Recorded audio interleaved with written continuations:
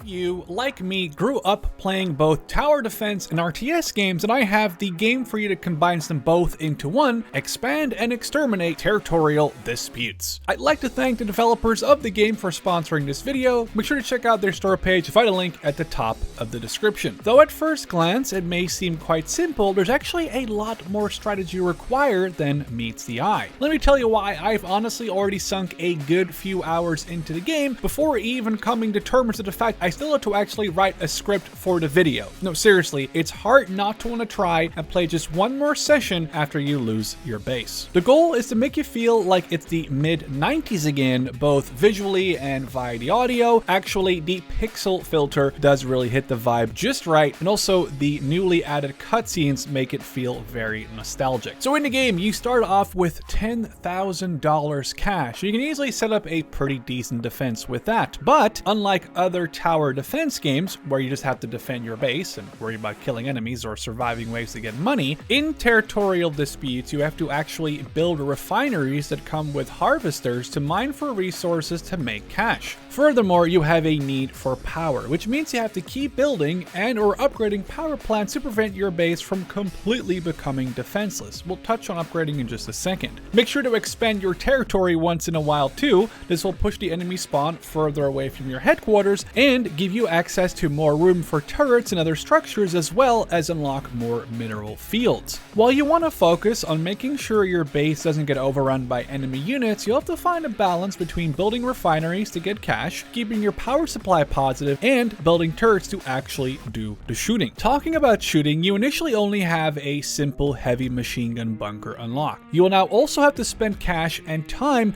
researching different turrets or upgrades for your turrets, and this actually goes quite in depth as there are currently 250 upgrades and research items to pick from.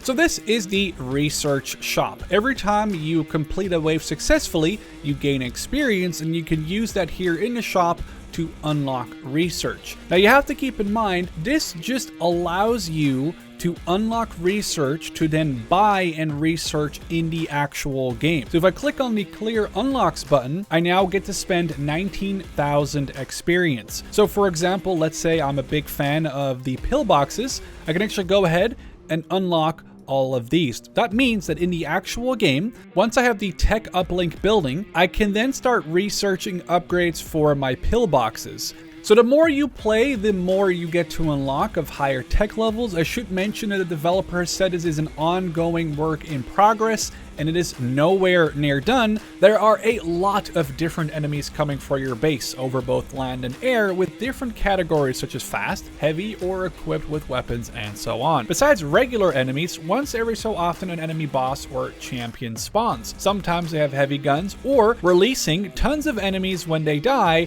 but they always have a lot of health and armor. Funny note, there is an option to have people from your Steam friend list be the named champion enemies, so your Steam friend Biggus Diccus may end up destroying your base. Alright, I figured I would just give you a full-on run-through of how I set up my defenses initially, and then we'll just see how long we last until we eventually get overrun. So first up, I would immediately recommend expanding your territory at least once in the beginning. It just gives you a little bit more room, which is something that you're going to want.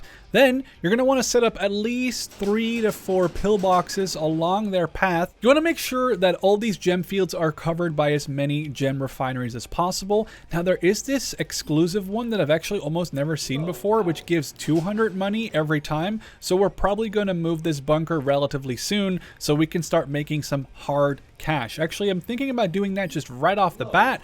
I love this idea. We'll get some power plants, which are going to be very important. Otherwise, well, people have power and their weapons won't work. So maybe we'll start off with 4 bunkers and then we'll start building them as we go.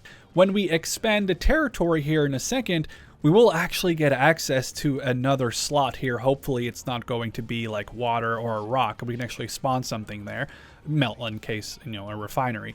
But first, before we expand, we're going to get the tech uplink built, but we also need another power plant to cover the power cost for that. We're going to go 2x on that. Probably expand here. That's perfect. We can actually get another refinery here, which is amazing. And now this is where you get access to the research that you buy in the shop. Keep in mind, you will have to buy all this research every time you restart. I usually tend to go for the power plant upgrade because it just gives you a bunch more power supply. So you don't have to worry about building more power plants. You're never going to like run out of space for them. Then we're going to upgrade our turrets because, well, we want some more range. But we're also going to make sure that we really focus on getting this thing completely harvested to the max. And potentially, as you can see, they're starting to get it kind of through on some more pillboxes. Now, it's not a big issue. It just took a little bit of our health down. So we're just going to click repair. And I love the sound of that. It's instantly like I'm transported back 10, 15 years. I guess talking about that, I should show you the setting here right here. The pixelation filter, and yeah, now we really are back 15, 20 years ago. It's weird because it makes me just like kind of appreciate it more, but for the sake of the video, we'll go back to the higher resolution graphics, so you're not just being there like, hey, I can't really see anything, because YouTube's compression would, for some reason, you know, they'd ruin that and not make it look half as good as I think it does. We're going to keep unlocking these upgrades. You want to start really kind of worrying about enemy air threats around level 30. So maybe we'll start unlocking the Sea-Wiz, which is a close-in weapon system. In this case, it's called the Hoplite, which is going to be our main anti-air defense. Get some more bunkers down, and then we'll start focusing on some anti-air as well. Keep in mind, though, we're about to see a named enemy, a champion. And as I said, that guy actually could potentially be like one of your friends' names off Steam if you have set that setting to be like that. We got our Sea-Wiz unlocked. I personally like putting him down on the second line because they have a little bit more range and they can focus on the flying enemies that way while these guys focus on the enemies that they obviously want to focus on getting a little bit closer up. And we're going to keep researching upgrades. As you can see here, this gives us 35% extra damage. Here's our first named enemy, Terry the Superior of the Abyss. So here would be your Biggus Diccus name or whatever your Steam friends list has on there, of course.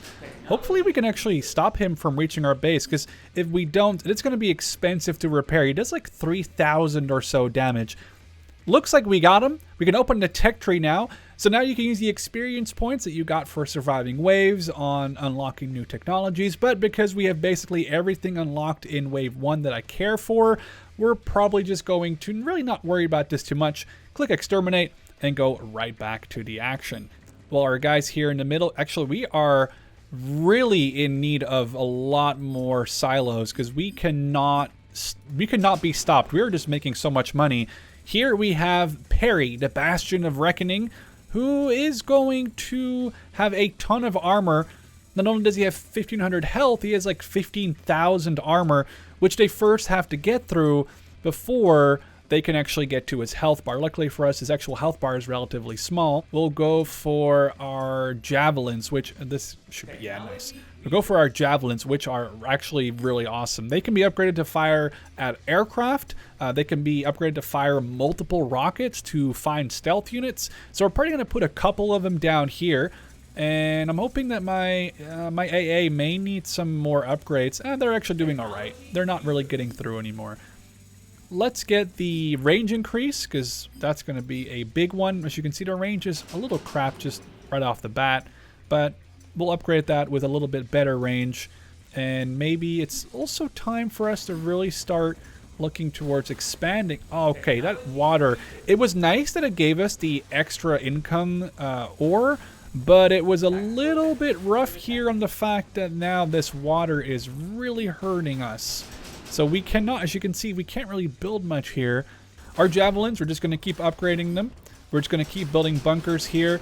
The point of these bunkers over here is really just to harass, do little bits and bobs of damage here and there. Just to, you know, start doing damage so when they get to my real defense line, they hopefully are weak enough. As you can see, these javelins are able to do a pretty decent amount of shooting there with their range. They can hit them here, here, and here, which basically gives them 2 or 3 opportunities to get some damage in, which is actually kind of nice for us because we, well, clearly need to be able to do quite a bit of damage to them. As you see, they are going to have, they have this benefit of the way that the pathing worked out for them in this one, which is completely random, I should add. I'm trying to get the tech center done, and when the tech center is done, we can start researching level 1, or I guess we can go from tier 0 to tier 1 research, though we are going to upgrade our Sea Whizzes while we're waiting. Here comes, as you can see, 2,000 power is needed, but we're a little poor right now. All right, this is the champion in wave 50, and he does not mess around. He has a gun. He will stop and engage units, which means only certain units can engage him because he stops out of their range. And he is an insanely healthy with 11,000 armor still, and then 75,000 health. So this guy, he's gonna suck. We're gonna just build some bunkers because he goes through these bunkers in like 1 or 2 or 3 shots. So you build these bunkers that are really cheap. That's at least kind of my strategy. I built these to try to stop him from going too far into my line and really cause some damage. And instead, this way, I hope to sort of lock him into place. Is it a little cheeky? Yeah, maybe. But this guy is also very tough to deal with. Now, we also unlocked the second, well, I guess, again, technically the first new research. So we can actually go ahead and unlock even more stuff. In this case, for our Javelin, seeing camouflage units, which will come in handy actually later, as you'll see. We're going to keep building these bunkers. There's, you know, he's currently going from one of my refineries. You bastard. Okay, that's kind of annoying, but we'll just build a new one. I'm hoping he's not going to go for one of these next, because I don't really want to buy new ones. I don't care building new bunkers for 150. I just don't want to build a new refinery for 2,000, you know? That's just unfortunate. Actually did me a favor there. He destroyed the one that I was going to have to sell anyway. We're going to keep him busy, and it's a little cheeky, I agree, but hey, you know, I have to make do with what I got to do, you know? We'll go for the, I'm not sure, Prism sounds really fun, but it's probably going to be very expensive to finally get onto the battlefield. Well, the final boss is about to be dead, which was pretty worth it. We're not going to go to the tech tree. We're going to go and repair. All right, we got the Prism turret. I'm actually really excited about this one. Again, lots of water in this level, so it's kind of unfortunate. But here comes our Prism tower. And that thing, that's hurting. That is 450 damage per second compared to the 170 that these bunkers get. We got a good crit chance. It has good range. Now the thing is, actually, next time we get a boss kill and we can actually get to the unlock screen, I might consider upgrading this Prism because it's obviously just the very first level of it. But now I think we're going to unlock one of these vehicle depots. Here you can build vehicles and they will spawn on the battlefield, sort of kind of like the AI's one, but they well, obviously are on your team and they help you defend the line. All right, we just got a great expansion without water, which is awesome for us. Now we can start building this Humvee area. This is going to spawn friendly vehicles, which we will have to upgrade to basically increase their damage or increase their health. But I'm hoping it can get built before they kind of spawn a bunch of enemies nearby, so it might actually be time for me to get a little bit of a defensive network going back here, just to make sure I don't lose all these units, or I guess that one building, I should say, as it's still being produced. So we are going to set up, but this will start deploying units, and they will start defending the area around. There's number 1, and it'll just keep deploying units, which eventually can upgrade to an APC building, I think an MLRS building. I haven't been able to get beyond those researches yet, but it just gives you an idea of what you can kind of expect. Here we're going to get a 45% range increase for these Humvees. Now, because we do have 2 research slots, we can research more than one thing at a time, which is actually very useful because I really want to start getting some research done here. All right, we have our first stealth unit spotted. Luckily, I think my Javelins can spot enemies that are stealth. So we're going to cancel this and actually get the pillbox unlock as well, because I have so many of them. The pillbox will then also be able to spot enemy stealth units. Because right now, as you can see, this guy is here, but we couldn't see him until the Javelins got into its range, which is why we're going to now give our pillboxes pretty much the same unlock. All right, we got a ton of money. Let's upgrade our Humvee building to an APC building. It'll take a little bit of time to deconstruct the Humvee building and then get up the APC one, but I'm interested to see what they look like. I haven't actually managed to build this yet. I really focused more on turrets than these units. We do have a plane, but I'm pretty sure Parody Bastion of Arsenal will get shot down by all my AA guns over here, or I guess really it's what I'm hoping, because I haven't really seen an enemy go here in a very long while. So we'll find out here. I don't think he's actually going to get shot down. So that is 1,000 damage. I mean, it's not great, but it is what it is.